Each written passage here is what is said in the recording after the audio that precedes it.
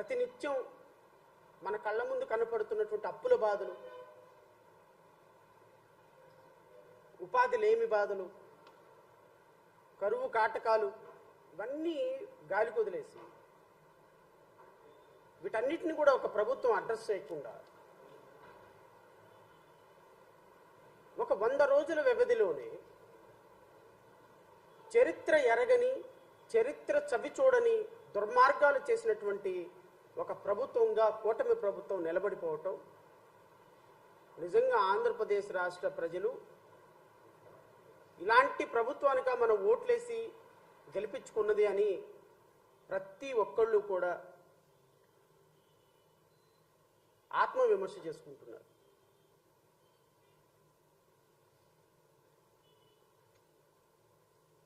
వంద రోజుల వ్యవధిలో ఒక రాష్ట్ర ప్రభుత్వం 164 సీట్లతోటి గెలిచినటువంటి 3 ప్రభుత్వాల కలయిక ఇన్ని దుర్మార్గాలు చేస్తుందా? ఇన్ని అబద్ధాలు ఆడుతుందా? రాష్ట్ర ప్రభుత్వాన్ని ఏరి కోరి తెచ్చుకొని మా జీవితాల్లో వెలుగులు నింపుతుంది అని ఆశపడి ఒక ప్రభుత్వాన్ని తీసుకొచ్చుకున్నటువంటి ప్రజలని ఇంతగా మోసం చేయాలా? ఇంతగా అన్యాయం చేయాలా? ఇంతగా వాళ్ళ సెంటిమెంట్ల మీద దెబ్బ కొట్టాలా? రాజకీయాలు చేసుకోవటానికి చాలా అంశాలు ఉన్నాయండి, చాలా అంశాలు ఉన్నాయి రాజకీయాలు చేసుకోవటానికి.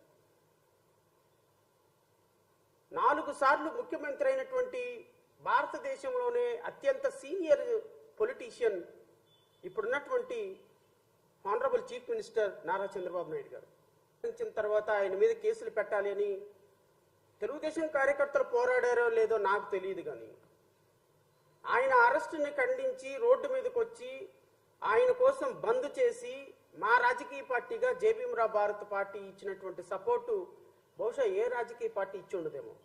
ఒక వ్యక్తిగత హోదాలో పార్టీ అధ్యక్షుడిని అయి ఉండి నేను ఇంకొక పార్టీ అధ్యక్షుడు నిజంగా అరెస్ట్ కాబట్టి ఆయన జైల్లో ఉంటే ఆయన కోసం ఫైట్ చేసినటువంటి వ్యక్తుల్లో నేను కూడా ఒకడు. ఇప్పుడున్నటువంటి మంత్రి నారా లోకేష్ పాదయాత్రలో, యువగళం పాదయాత్రలో ఆయన ఆపుతుంటే ఆయన కోసం పోరాటం చేసి ఒక వ్యక్తి ప్రాథమిక హక్కు పాదయాత్ర చేయటం ఆపటానికి పోలీసులతోటి నిర్బంధాలు సృష్టించడానికి తప్పు అని ఫైట్ చేసిన వ్యక్తుల్లో మొదటి వ్యక్తిని నేను. పవన్ కళ్యాణ్ లాంటి వ్యక్తిని విశాఖపట్నంలో ఆపితే విశాఖపట్నంలో ఆయన్ని విశాఖపట్నం నుంచి వెళ్ళిపోమని నోటీసులు ఇస్తే అసలు ఒక వ్యక్తిని వెళ్ళటానికి పోలీసులు ఎవరు చెప్పడానికని పోలీస్ వ్యవస్థని తూర్పారపట్టినటువంటి వ్యక్తుల్లో పార్టీల్లో మా పార్టీ ప్రభుత్వం నిరంతరం ప్రజల కోసం, నిరంతరం ప్రజా సమస్యల మీద పోరాటం చేసాము. కానీ ఇంత దుర్మార్గమైనటువంటి ప్రభుత్వాన్ని, ఇంత దుర్మార్గకరమైనటువంటి ఆలోచనలు ఉన్నటువంటి ప్రభుత్వాన్ని నేను ఎప్పటి వరకు చూడలేదు, బహుశా చూస్తారని కూడా నేను అనుకోవటం లేదు. ప్రభుత్వం అన్న తర్వాత రాజకీయంగా కొన్ని కార్యక్రమాలు చేయొచ్చు. గత ప్రభుత్వంలో కూడా మాజీ ముఖ్యమంత్రి జగన్మోహన్ రెడ్డి గారు చాలా అప్రజాస్వామిక చర్యలు చేశారు అని మేము భావించాము. ప్రభుత్వంలో ఉన్నప్పుడు అలాంటి పనులు చేయకూడదని ఫైట్ చేశాము. తెలుగుదేశం పార్టీ కోసం ఫైట్ చేశాము. ఈరోజు 164 సీట్లతోటి మీరు ప్రభుత్వంలో అధికారంలో కూర్చుంది అది మీ గొప్పతనం అనుకుంటే ఎట్లా? 164 సీట్లతోటి నారా లోకేష్ యువగళం పాదయాత్ర చేయటం వల్ల మేము గెలిచామని అనుకుంటే ఎట్లా? పవన్ కళ్యాణ్ ఏదో నెలకు ఒకసారి వచ్చి ఇక్కడ ఉడత ఊపులు ఊపేసి వెళ్ళిపోతే ఇక్కడ గెలిచిపోయామనుకుంటే ఎట్లా? లేకపోతే వీర మహిళలో, జన సైనికులు ఈ రాష్ట్రంలో జరిగే ప్రతి సమస్య మీద ఫైట్ చేశాము, మా వల్లే మేము 165 సీట్లు 64 సీట్లు గెలిచామనుకుంటే ఎట్లా? మీ కాంట్రిబ్యూషన్ ఎంత? తెలుగుదేశం పార్టీ కార్యకర్తలు 2023, 2022 నవంబర్ వరకు కూడా రాష్ట్రంలో నోరెత్తి మాట్లాడలేని పరిస్థితుల్లో 2019 నుంచి ఈ రాష్ట్రంలో పోరాటం చేసి, ప్రభుత్వం మీద పోరాటం చేసి, ప్రాణాలను సైతం లెక్క చేయకుండా తెలుగుదేశం కంటే ఎక్కువగా న్యాయపరంగా ఫైట్ చేసిన వ్యక్తిని నేను. కోర్టులో కేసులు 100 కేసులు వేసి ప్రభుత్వం పాలసీస్ని మార్చిన వ్యక్తిని నేను. ఎక్కడ దళిత బిడ్డలకి, బహుజన బిడ్డలకి, నిరుపేద బిడ్డలకి, మహిళలకి, చిన్నపిల్లలకి అన్యాయం జరిగితే అక్కడికి వెళ్ళి కొన్ని వేల రౌండ్ టేబుల్ సమావేశాలు నిర్వహించి ప్రజల్లో చైతన్యం తీసుకొచ్చిన వ్యక్తిని నేను. మీడియా మీద పోరాటం చేసే వ్యక్తులు మేము. మాలాంటి వ్యక్తులు కేవలం వ్యవస్థ కోసం, రాష్ట్రం కోసం మాట్లాడతాం తప్ప రాజకీయాల కోసం మాట్లాడం. ఇది రాష్ట్ర ప్రజలు గమనించమని కోరుతున్నా. తెలుగుదేశం పార్టీ పేటీఎం బ్యాచ్ ఎవరైతే ఉన్నారో, తెలుగుదేశం పార్టీ ఎవరెవరైతే తెలుగుదేశం పార్టీలో ఈరోజు మేమేదో మాట్లాడుతున్నాం కాబట్టి మాట్లాడుతున్న ప్రతి ఒక్కరికి ఒక పార్టీ రంగు పులుముతున్నారు. అలాంటి వ్యక్తులందరికీ చెప్తున్నా, తెలుగుదేశం పార్టీ అధికారంలోకి వచ్చిన తర్వాత ఈ రోజు బౌ అని మాట్లాడుతున్నారు. కానీ మీరు 2019 నుంచి 2024 వరకు ఏ ఒక్కడు మాట్లాడేవాడు ఎవడు లేడు. ఇప్పుడు ఇంత రాష్ట్రంలో ఇలాంటి ప్రభుత్వాలు కొన్ని తప్పులు చేస్తుంటాయి, కొన్ని రైట్లు చేస్తుంటాయి, కొన్ని మంచి చేస్తుంటుంది, కొన్ని చెడు చేస్తుంటుంది. అంతేగాని ఒక ముఖ్యమంత్రి, ఒక ఉప ముఖ్యమంత్రి, ఒక హోమ్ మినిస్టర్, ఒక జలవనరుల శాఖ మంత్రి, ఒక మంత్రివర్గం ఇంత దుర్మార్గంగా, ఇంత ప్రజాస్వామికంగా, ఇంత నిర్లజ్జగా, ఇంత సిగ్గు లేకుండా పరిపాలించినటువంటి ప్రభుత్వం బహుశా 5 సంవత్సరాలకి సరిపడా తప్పులు 100 రోజుల్లో ఈ కూటమి ప్రభుత్వం చేసేసిందేమో అనిపిస్తుంది నాకు. 5 సంవత్సరాలకు సరిపడా తప్పులు. నిన్న గౌరవ సుప్రీంకోర్టు మాట్లాడినటువంటి ఒకే ఒక అంశం గురించి నేను మాట్లాడతా. 5 సంవత్సరాలు మేము గత ప్రభుత్వంలో ఫైట్ చేసినప్పుడు ఒక చిన్న అంశం జరిగితే ప్రభుత్వానికి వ్యతిరేకంగా తెల్లవారి పాటికి పెద్ద పెద్ద బ్యానర్ ఐటమ్స్లో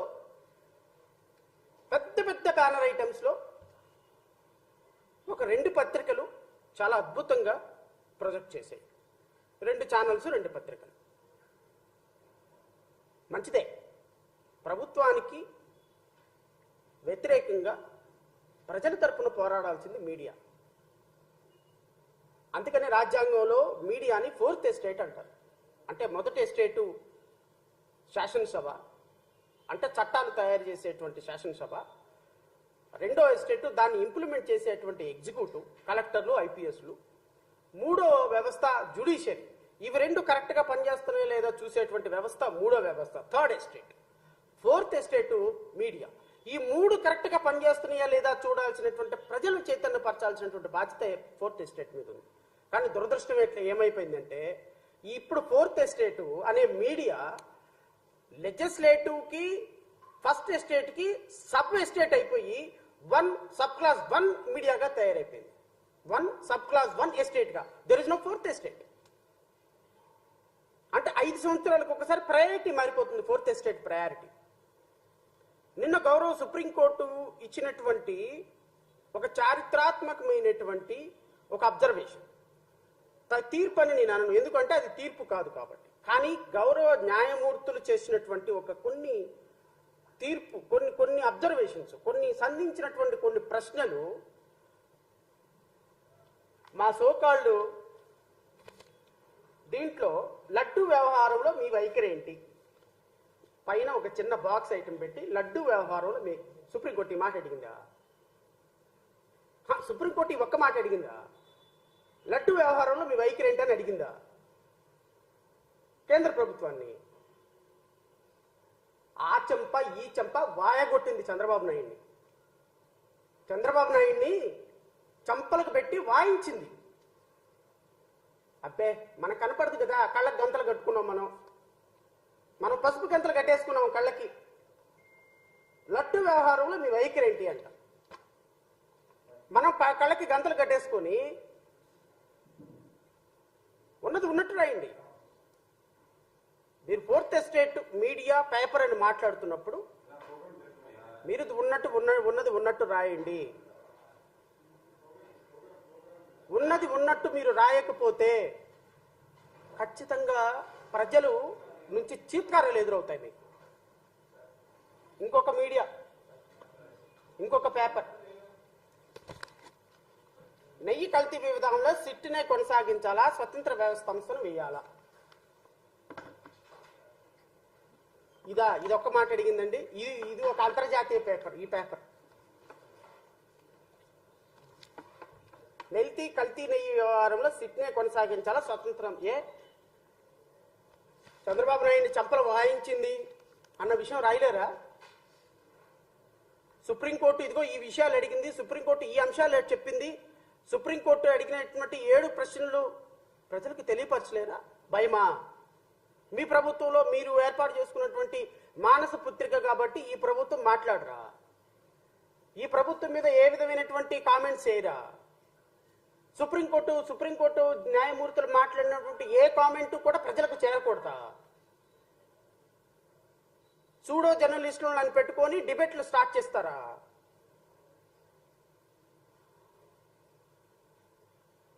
న్యాయవాదులుగా, న్యాయమూర్తులుగా, మీడియాగా డిబేట్లో పార్టిసిపేట్ చేసేటువంటి న్యాయవాదులు కానీ, డిబేట్స్ కండక్ట్ చేసేటువంటి వ్యక్తులు కానీ వాస్తవాలని ప్రజలకు తెలియపరచండి. ఒక అల్టీరియర్ మోటివ్ తోటి ప్రభుత్వాన్ని సేవ్ చేయాలనేటువంటి ఉద్దేశంతో వెళ్ళే మీరు మీడియాని ఎట్లా అంటాను నేను? గత 5 సంవత్సరాలు జడా శ్రవణ కుమార్ అనేటువంటి నేను పెరిగింది ఆ 2 ఛానల్స్ లో ప్రజా సమస్యలని ప్రశ్నించడానికి నాకు ఇచ్చిన అవకాశం బట్టి. I'm not denying it. కానీ ఈరోజు ఎటు వెళ్తున్నారు మీరు? ఈరోజు మీ వే ఎటుంది?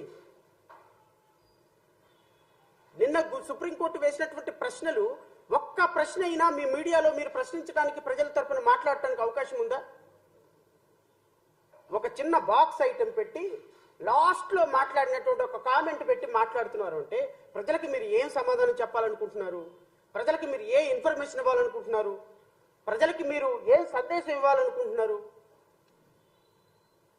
గౌరవ సుప్రీంకోర్టు మాట్లాడినటువంటి మాటలు కూడా కనీసం ప్రజలకు చేరనీయకుండా మీరు మీ ప్రభుత్వాన్ని ఒక పొత్తిళ్లలో బిడ్డలాగా కాపాడుకుంటున్నటువంటి మీకు టెర్రరిస్టులకి ఇంకేమైనా తేడా ఉందా? ఏంటండి ఇష్యూ ఏంటి? తిరుమల తిరుపతి దేవస్థానం లడ్డూలో పంది కొవ్వు, బీఫ్ కొవ్వు, బీఫ్ అంటే తెలియదేమో,